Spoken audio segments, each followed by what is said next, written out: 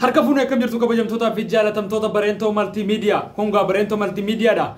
Oduu keenya kan guyyaa arraan tanaa walitti qindeeffanne funaannee kan isin biraan geenyudha. Kabajamtoota fi jaalatamtoota keenya warroonni chaayinaala keenyaaf haarii taatan gara miseensa maatii keenyaatti akka dabalamtan kabajaaf jaalalaan isin gaafanna. Subscribe, like, share godhuudhaan nu cinaa dhaabbadhaa isin jenna.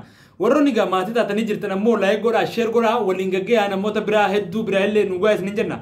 Akkuma beekamu guyyaa arraan tanaa oduulee garagaraa jajjabduu qabnee kan isin biraan geenyu yommuu ta'u, inni ijoon ammoo oduu biyya keenyaa keessaa waa'ee buqqaata naannawa Wallaggaa keessa buqqaanii fi akkasumas hidha laga Abbaayii fi dhimmi biraa ammas biyyoota ollaatii wajjin gaa wal waraansatti Itoophiyaan seenuuf akka deemtudha. Odeeffannoon gaa nuti harkannee dhufne inni jabaa fi inni guddaani biyyi teenya gaa akkuma garagaraatti diina keessootii fi diina alaatiin illee kan xaxamte yommuu taatu kana gaa hongoodde sirna yeroo ammaan tanaa aangoorra jiru jecha yeroo garagaraatti dubbachaatti turre.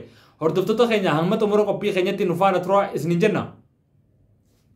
Itoophiyaan amata haaraa seenteetti jirti. Amata haaraa kanarratti hidha guddaa guddicha piroojeektii addunyaarraa sadarkaa qabu kan Afrikaa keessaa sadarkaa tokkoffaa ta'ee fi akkasumas piroojeektii Itoophiyaarraa illee sadarkaa tokkoffaa ta'e ijaarteetti jirti.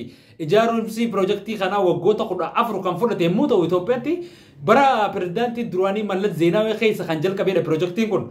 2011 keessa kan jalqabe yommuu ta'u umrii uummata 14 fi akkasumas lammiileen biyyattii yoo xiqqaatte biyyoota keessaa fi biyyoota alaatii illee gara nama miliyoona 5,500 dabraniiti jira. Lubbuun nama 5,500 dabarteeti jirti. Karaa maallaqaatiinis gaa Itoophiyaa yoo xiqqaatte gara doolaara biliyoona 5 kan itti baafte yommuu ta'u Mallas yeroo san keessatti gaa piroojeektii kana akka inni itti jalqabetti piroojeektii kana an nuti lammiileen keenya shaamaadhaan hanqaawwan baratanii ijji isaanii shaamaadhaan beeti. Oduu qabeenya guddaa kana qabnu biyyi teenya qabeenya kanarraa fayyadamuu qabdi. Faayidaa argachuu qabdi jechuudhaan gaa piroojeektii kana kan jalqabedha Mallas Zeenaawiidha. Yeroo san keessatti gaa lammiileen biyyattii waa'ee bishaanii kana parsantii dhibbatti gaa akka gaarii ta'ullee irraa hubachuu baatan garuu ammoo dirqamaan gabrummaa jala warra jiranis gorri bilisa ta'anii jiranis dirqamaan yaada san fudhachuun gaa uummata biyyattii maraa ta'e innis gaa yeroo saniif hin turre lubbuudhaan akkasumaan odoo hin turin piroojeektii san jalqabsiisee lubbuudhaan dabre piroojeektiin sana ammoo itti fufee gaa guyyaa har'aa ga'eeti jira. Mallas gaa yeroo sanitti akka je'etti nuti qabeenya keenyaan injiinara keenyaan biyya keenya irratti qabeenya keenya akkamiin misoomsuu dadhabna. Qabeenyi biyya keessaa maallaqa guuramuun haa ijaaramu jee maallaqa gaa lammiileen biyyattii mataa keenyatti anarraa kaasi maallaqa kafallee gaa waa'ee piroojeektii kanaatti baasii guddaa baasneeti jirra. Yoo xiqqaatte gaa doolaara Ameerikaa biliyoona 5 itti ba'e piroojeektiin kun gaa Afrikaarraa sadarkaa guddaa qabatee jira. Yeroo masan gaa Mallas odoo umriin hin turin lubbuun isaa dabartee itti aanee immoo pirezidaantiin Hayilemaariyaam Dassaaleny aangoo pirezidaantummaa biyyattii sanitti as dhufe.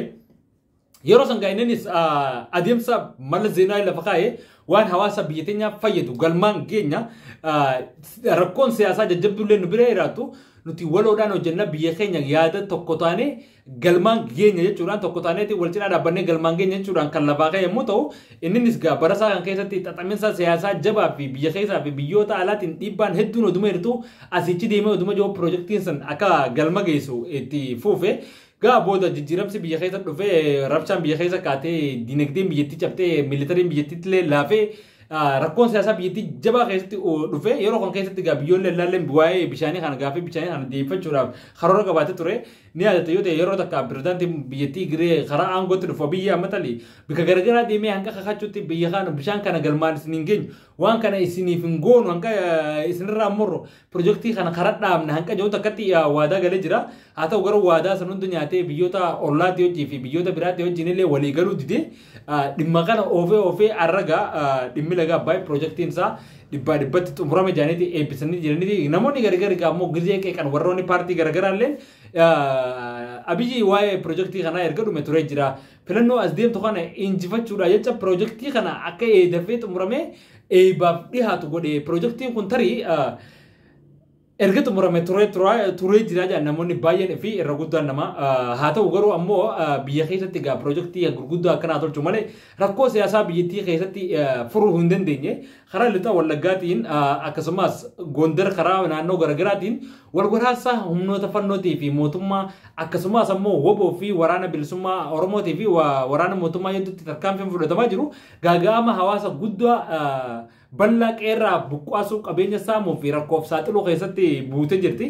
Gaa kana keessaa bahuu hin dandeenye. Dhimma kana irratti gaa lammiileen biyyattii hedduun kan pirezidaantii yeroo ammaa tanaa biyyattii bulchaa jiru irratti qeeqa kaasanidha.